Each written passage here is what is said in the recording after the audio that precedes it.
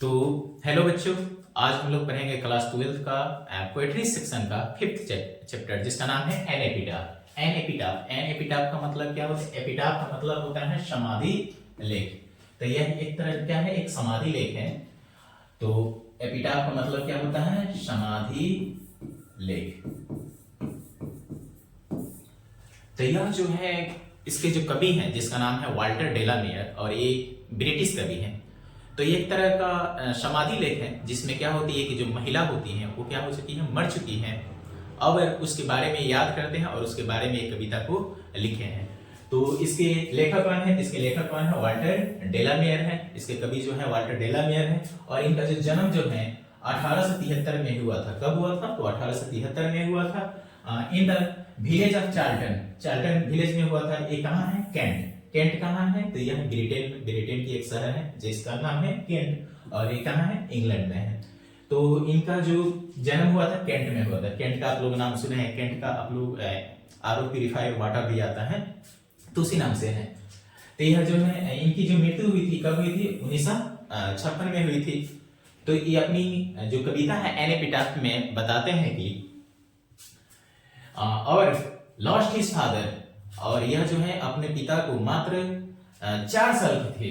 4 साल के थे तो उनके पिता की क्या हो गई थी? मृत्यु हो गई थी। और जब मृत्यु हो जाने के बाद क्या करते हैं? अपनी फैमिली के साथ जो कैंट से कहाँ चले जाते हैं? तो लंदन चले जाते हैं पूरी फैमिली के साथ। He is known for the sensitive concern with the world of children and the world of the supernatural. यह जो है जाने जाते हैं, बहुत ही सेंसिटिव कंसर्न, बहुत ही संवेदनशील मुद्दे के लिए जाने जाते हैं। और ये बताते हैं वर्ल्ड ऑफ द चिल्ड्रन, बच्चों की दुनिया के बारे में, और द वर्ल्ड ऑफ सुपरनेचुरल, अलौकिक दुनिया के बारे में वो बताते हैं। कहने की हिज वर्स, उनकी 2 कृतियां हैं। पहला है कौन? सॉन्ग्स फॉर चिल्ड्रन और दूसरा है पिकअप पाई। और यह क्या करती हैं? ये दोनों जो कृतियां हैं डिपिक्ट वर्ल्ड ड्रीम, ये क्या करती हैं? दुनिया के सपनों को डिपिक्ट करती हैं, चित्रण करती हैं कि दुनिया कैसी है। उनकी जितने भी सॉन्ग्स होते हैं वो क्या होती है? बेसिकली मेलानकली होती है। मेलानकली का मतलब क्या होता है? उदासपूर्ण। क्या होता है? उदासपूर्ण, मतलब उदासी भरी। उनकी जो कहानियां जो होती है, उनकी जो कथा होती है, बहुत क्या होती है? उदास भरी होती है। कह रहे हैं कि she show his genius by enhancing fresh interest of all things. वो क्या करते हैं? पुरानी चीजों में बहुत ही फ्रेश अपनी विद्वता को क्या करते हैं? प्रकट करते हैं। मतलब पुरानी चीजों में नई चीजों को खोजना इनकी क्या है?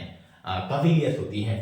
तो यही क्या है जो चैप्टर है जिसका नाम है एन एपिटाफ। एपिटाफ का मतलब क्या होता है? कब्र।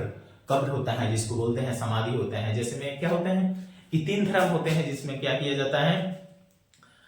बॉडी को दफनाया जाता है। आपके इस्लाम धर्म है, इस्लाम में भी दफनाया जाता है। क्रिश्चियन है, ईसाई है, उसमें भी क्या किया जाता है? दफनाया जाता है। यहूदी धर्म है, उसमें भी क्या किया जाता है? दफनाया जाता है। सिर्फ हिंदू धर्म में ही क्या किया जाता है? जलाया जाता है। जबकि जो पारसी धर्म जो होता है, जो जुरिस्टियन होता है, जिसके आप लोग पढ़े होंगे केकियन दाढ़ी वाला फायर वुमेन, तो उसमें क्या किया जाता है? जो टावर ऑफ साइलेंस होता है उसमें डेड बॉडी को रख दिया जाता है और उसके जो प्रकृति के हवाले कर दिया जाता है। उसको उसको क्या करते हैं? खा जाते हैं।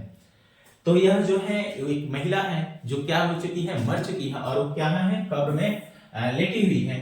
तो उसके बारे में क्या करते हैं? गुणगान करते हैं कि वह जो महिला जो है बहुत क्या है? पश्चिमी देश की सबसे सुंदर महिला है, उससे सुंदर कोई नहीं। उसके बारे में यह बताते हैं। आगे कहते हैं the poet make us aware the inhuman condition of modern life. और कवि जो है आजकल इस जो मॉडर्न दुनिया है, आज जो है यह आधुनिक दुनिया में जो इनह्यूमन कंडीशन है, इनह्यूमन कंडीशन का मतलब होता है अमानवीय। अमानवीय मतलब इंसान दिन ब दिन क्या करता है? क्रूर बनते जा रहा है। तो उस क्रूरता के बारे में इन्होंने बताया है कि उस क्रूरता के बारे में अवेयर किया है कि दिन ब दिन इंसान क्या होता जा रहा है? जानवर से भी बदतर होता चला जा रहा है। उस क्रूरता के बारे में इन्होंने बताया है। जो क्वीन एलिजाबेथ सेकंड थी, उनको क्या की थी? ऑनर की थी, सम्मानित दी थी। किससे? तो ऑर्डर ऑफ मेरिट से। कब? 1953 में। अर्थात 1953 में जो इंग्लैंड की महारानी थी जिनका नाम क्या था? क्वीन एलिजाबेथ सेकंड, उन्हें ऑर्डर ऑफ मेरिट से क्या किया था? उनको नवाजा गया था। उन्होंने जो 2 कृतियां लिखी थी, कौन? सॉन्ग फॉर चिल्ड्रन और पिकअप पाई, इनके लिए उनको क्या किया गया था? ऑर्डर ऑफ मेरिट से नवाजा गया था। और जो कब्र है तो कह रहे हैं कि the ladies lie in epitaph, जो महिला है वो कहाँ सोई हुई है, तो एपिटाफ। एपिटाफ का मतलब होता है कब्र। एपिटाफ का है, एपिटाफ मींस कब्र होता है, ग्रेव मींस क्या होता है, कब्र होता है, टॉम मींस क्या होता है, मकबरा। जब इंसान क्या हो जाता है, मर जाता है, तो उसको चारों तरफ से फर्निशिंग करके उसमें मकबरा बना देते हैं। हम लोग वहां पर क्या करते हैं, सजदे करते हैं, तो उसको बोलते हैं मकबरा। तो वो लेडी जो है मर चुकी है और कहाँ, वो जमीन में दफन है और वहीं पर वो सोई हुई है। और जो महिला होती है, कह रहे हैं कि she was light of step and hot. वो जो महिला होती है वो क्या होती है, स्वच्छ विचरण करने वाली महिला होती है। यह जो है लाइट ऑफ स्टेप हॉट का मतलब होता है बिना किसी काम के इधर उधर घूमने वाली महिला होती है, अर्थात देहात भाषा में एकदम घर घूमनी थी, मतलब वो इधर उधर घुमा करती थी। कह रहे हैं कि she was the most beautiful lady in the west country. वह क्या थी, पश्चिमी देशों की क्या थी, सबसे सुंदर महिला थी। मतलब वो क्या थी, इतनी सुंदर महिला थी कि उसके जैसा, मतलब उस पश्चिमी देश में कोई सुंदर महिला नहीं थी। मतलब कवि के अनुसार उसकी सुंदरता के बारे में क्या रहते हैं, कायल रहते हैं, और उसकी सुंदरता के बारे में क्या करते हैं, तारीफ करते हैं। तो वो शायद नहीं कहता है कि मत कर तमन्ना किसी की पाने की, बड़ी बेदर्द निगाहें हैं इस जमाने की, तो खुद को काबिल इस कदर बना कि तमन्ना करे लोग तुझे पाने की। तो आप दूसरे की तमन्ना ना रखें कि वो हमें मिल जाए, आप उनसे बेहतर बने कि आपको उनसे बेहतरीन मिल जाए।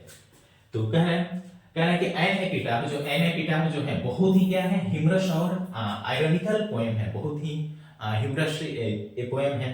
और उसकी सुंदरता के बारे में बताते हैं कि जो सुंदरता होती है नॉट एवरलास्टिंग, वो ज्यादा दिन तक नहीं टिकती है। आज जो हम जिस सुंदरता पर हम लोग इतना इतरा रहे होते हैं, इतना गुमान कर रहे होते हैं, वो सुंदरता हमेशा के लिए नहीं रहती है। कुछ समय के बाद वो सुंदरता क्या हो जाती है, खत्म हो जाती है। तो कभी भी सुंदरता पर घमंड नहीं करना चाहिए। ऐसे कि साइंस के अनुसार जो 14-15 साल से क्या होता है, सुंदरता निखरना शुरू होती है, और 35 साल तक वो क्या करती है, निखरती है। 35 साल के बाद वो क्या करती है, सुंदरता ढलने लगती है। लेकिन अगर हम क्या करते हैं, अपनी स्किन केयर का फॉलो करते हैं, ज्यादा से ज्यादा प्रोटीन खाते हैं, तो 50-60 तक भी आपको पता नहीं चलता है कि वो इंसान बूढ़ा है कि जवान है। जिसमें बड़े बड़े सेलिब्रिटी हीरो हीरोइन करते हैं, अपने चेहरे पर क्या करते हैं, विटामिन सी सीरम लगाते हैं ताकि वो एकदम क्या करे, जवान दिख सके।